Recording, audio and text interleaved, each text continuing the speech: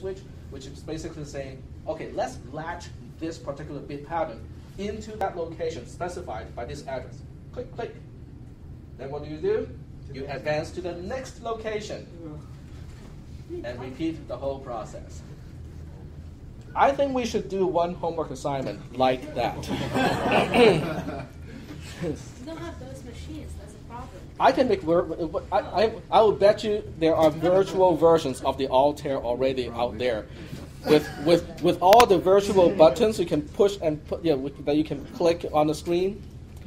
So I think we can totally do what instructions. The electronics departments, they have some. They're not like that, but they're the same concept where you have to flip the dip switches and everything. Yeah? Yeah. That's cool. So let me find the. Win 2000 partitions? Oh. I was reading what was on the board. Okay, so we're getting back to the processor here. So you don't want to really see things from the perspective of the processor, okay? Because that's all the processor sees are the zeros and the ones, okay? And if you want to program in machine code, you'll be seeing all the zeros and the ones as well. So a happy medium, the in-between, is the topic of this class. Assembly language programming. Okay, assembly language is basically an in-between.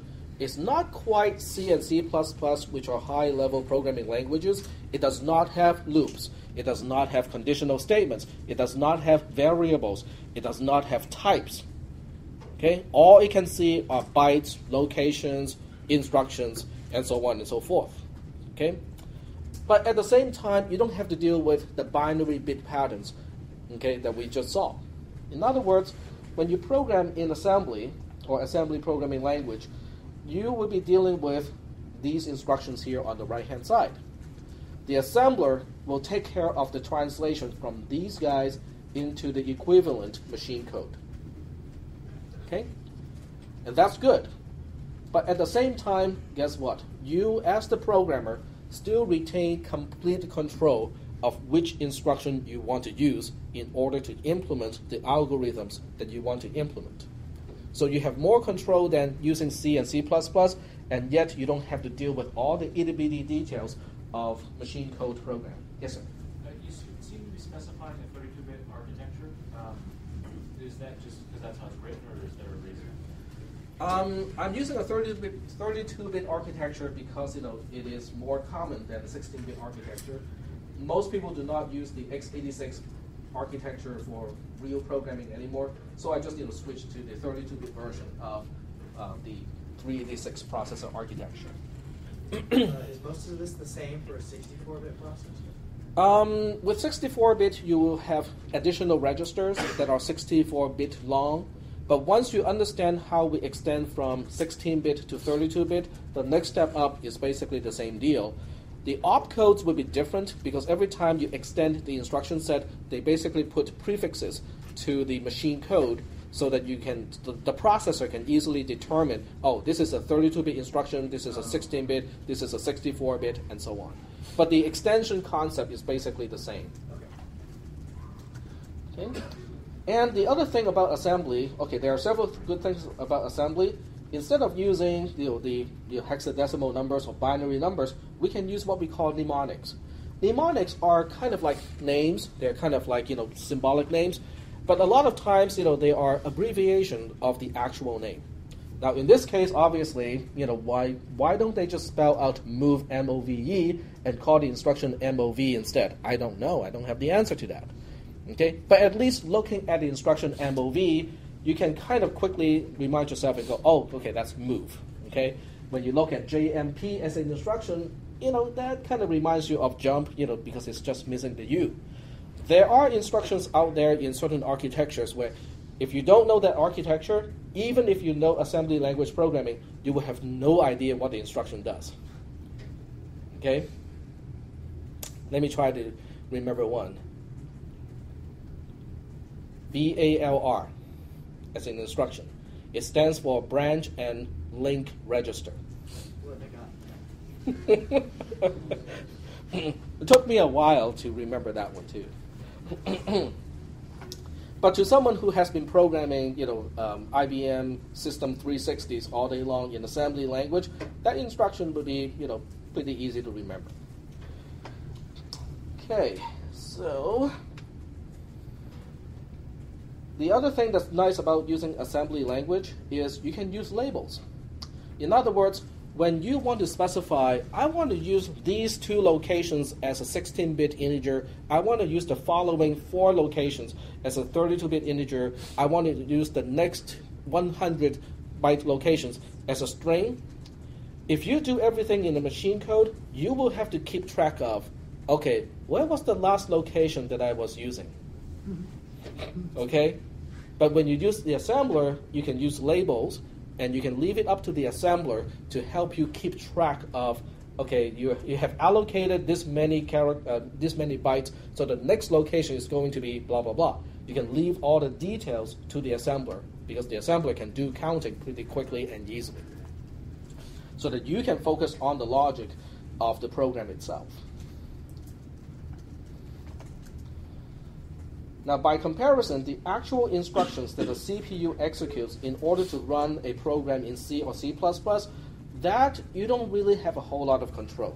Okay, when you say I equals 200, okay, make it very simple, you have no idea what instructions the compiler will generate in order to accomplish that particular thing. Right? All you care is the variable will be updated to that value. The exact instructions is not important to you. But in assembly language programming, it is important what instruction we are going to pick and use. And you have full control over that.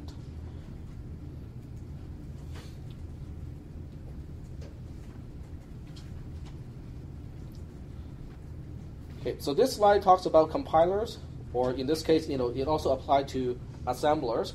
In other words, an assembler is a specialized compiler. Instead of compiling a high-level language, it is quote-unquote compiling an assembly language program. A compiler is a translator. It converts source code to object code. Object code is essentially machine code, and it has unknowns to be filled in. In other words, for those of you who have had the experience of writing multiple source files for one single program, think about it like this, okay? Let's just say that one file defines function f calls function g. Another file defines function g, okay? So when you compile the first file, where function f is being defined and it calls function g, it doesn't know where function g is. Does that make sense? Because the definition of function g is not in the same file.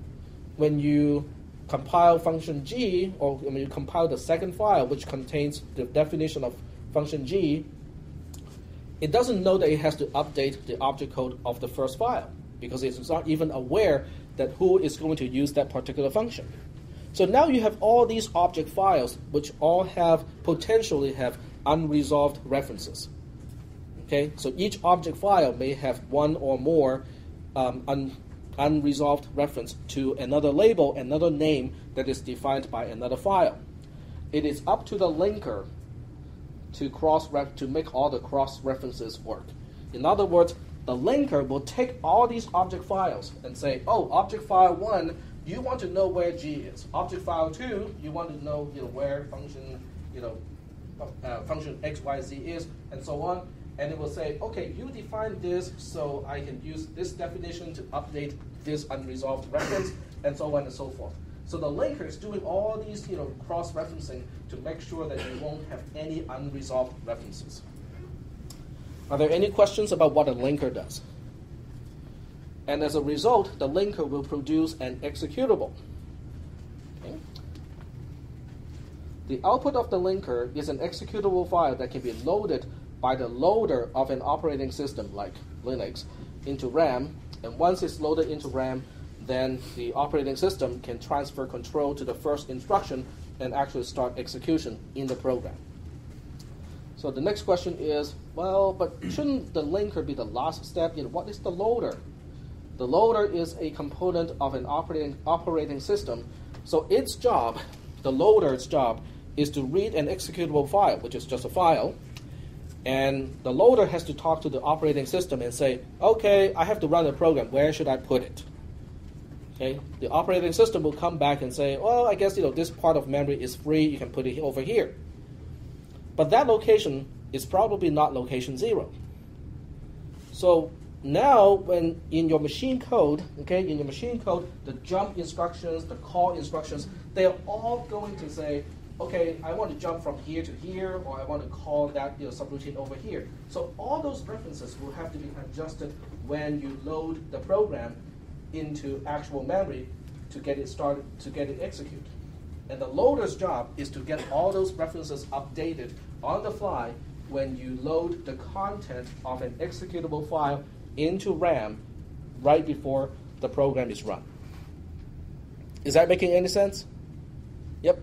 So basically, when it first starts off, it just starts at spot 0, but when you run the loader, it's actually going to put it like spot. That is correct. And then so it adjusts everything by that spot. Exactly. And it has to do the adjustment for the program code itself. It has to do the adjustment also for the data of your program, because they go into different segments, of the memory of a computer. The loader will also do initializations, because if you put variables in a particular segment, the entire segment will be zeroed before your program executes. But some other segments will not be initialized. So depending on which segment you put your variables into, that also determines what the loader has to do right before your program executes to that particular segment in memory. Yep. Are you doing attendance today? Sorry? Are you doing attendance? Almost forgot. Sorry. Okay, here's the roll sheet. I hope 3 minutes will be enough for you guys to circle your name in the dark.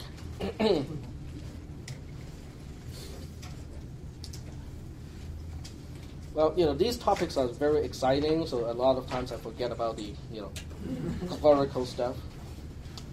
Okay, so we have just covered, section 2, and, there's section 3 here, and section 4 is the actual core of this particular, module, is why do we have to learn how to program in assembly? Well, I can give you several reasons. One is there are actually jobs where you have to program in assembly. Okay? Jobs that require you to program in assembly. What kind of job are we talking about? Programmer job? Game development? What kind of programming? Game development? CPU programming.